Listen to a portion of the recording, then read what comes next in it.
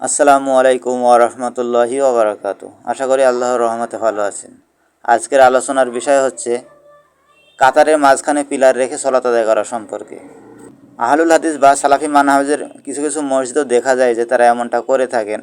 আর আকিদায়ে দেওবন্দি এবং মাযহাবে হানাফিদের মসজিদে, অধিকাংশ মসজিদে আপনি খেয়াল করে দেখবেন, যে মসজিদে যাবেন দেখবেন যে ওই মসজিদে যদি কোনো পিলার কাতারের মাঝখানে থাকে, তাহলে দেখবেন তারা সলাত আদায় করার সময়তে পিলারটাকে কাতারের মাঝখানে নিয়ে সলাত আদায় করে।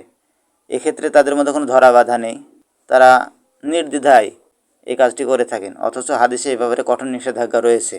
এ ব্যাপারে অনেকগুলো হাদিস রয়েছে। তার মধ্যে প্রথম হাদিস হচ্ছে সুনান ইবনে মাজাহ, হাদিস নাম্বার 1002, মুয়াবিয়া বিন কুররা থেকে বর্ণিত, তার পিতা রাদিয়াল্লাহু আনহু থেকে তার পিতার সূত্রে বর্ণিত। তিনি বলেন, রাসূল সাল্লাল্লাহু আলাইহি সাল্লাম এর জামানায় আমাদেরকে দুই খুঁটির মাঝখানে কাতারবন্দি হতে নিষেধ করা হতো এবং আমাদেরকে কঠোরভাবে বিরত রাখা হতো।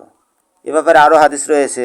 সহিহ বুখারী হাদিস নাম্বার 504, সুনানে আবু দাউদ হাদিস নাম্বার 673, জামিআত তিরমিজি হাদিস নাম্বার 229। এসব হাদিস থেকে বোঝা যায় যে কাতারের মাঝখানে পিলার রাখা সম্পূর্ণ নিষেধ। যদিও দেখা যায় হানাফি মাযহাবের ইমাম আবু হানিফা যদি এই বিষয়ে মত দিয়ে থাকেন যে কাতারের মাঝখানে পিলার রেখে সলাত আদায় করা যাবে, তো আমি তাদেরকে বলবো আপনাদের আবু হানিফার এই মতটিকে তারা আপনারা বাদ দিয়ে সহিহ হাদিস অনুযায়ী আমল করুন, এর মধ্যে কল্যাণ রয়েছে। কারণ ওই সময় থেকেই কাতারের মাঝখানে পিলার রেখে সলাত আদায় করার ব্যাপারে কঠোরভাবে নিষেধাজ্ঞা এসেছে।